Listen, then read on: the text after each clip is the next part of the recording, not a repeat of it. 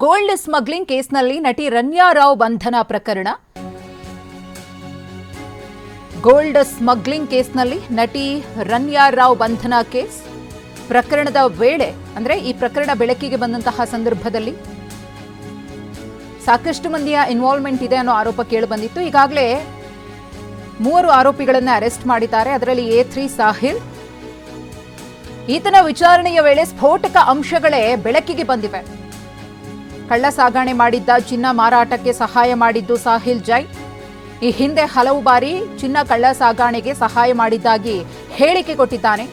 ಡಿಆರ್ಐಗೆ ಸಿಕ್ಕ digital ಸಾಕ್ಷಿಯಲ್ಲಿ gold smuggling ರಹಸ್ಯ ಬಯಲಾಗಿದೆ.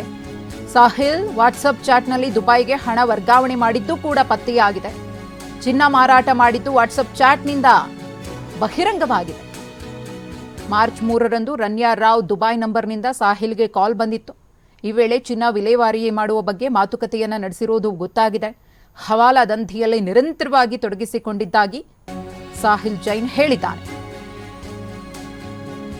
ಚಿನ್ನ ಮಾರಿದ್ದು ವಾಟ್ಸಪ್ ಚಾಟ್ನಿಂದ ಬೆಳಕಿಗೆ ಬಂದಿದೆ.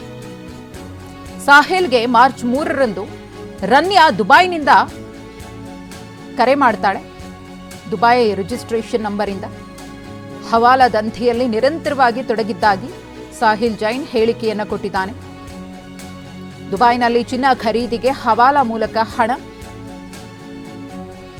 ಮೂಲಕ ಹಣ ನೀಡಿದ ಬಗ್ಗೆ ಶಂಕೆ ವ್ಯಕ್ತವಾಗಿದೆ.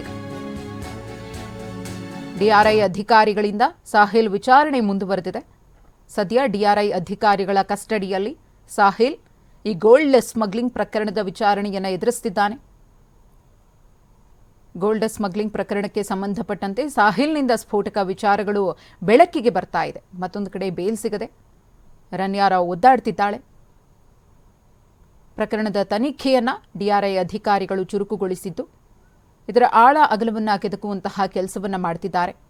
ಕಳ್ಳ ಸಾಗಾಣಿಕೆಗೆ ಹೇಗೆ ಪ್ಲಾನ್ ನಡೀತಾ ಇತ್ತು, ಹೇಗೆ ಹವಾಲಾ ದಂಧೆಯಲ್ಲಿ ತೊಡಕೊಂಡಿದ್ರು, ಮಾರಾಟ ಹೇಗಾಗ್ತಾ ಇತ್ತು, ಮಾತುಕತೆ ಹೇಗೆ ನಡೀತಾ ಇತ್ತು, ಇದೆಲ್ಲದರ ಇಂಚಿಂಚು ಮಾಹಿತಿಯೂ ಕೂಡ ಸದ್ಯಕ್ಕೆ ಪ್ರಕರಣದ 3ನೇ ಆರೋಪಿಯಿಂದ ಡಿಆರ್ಐ ಅಧಿಕಾರಿಗಳಿಗೆ ಸಿಗ್ತಾ ಇದೆ.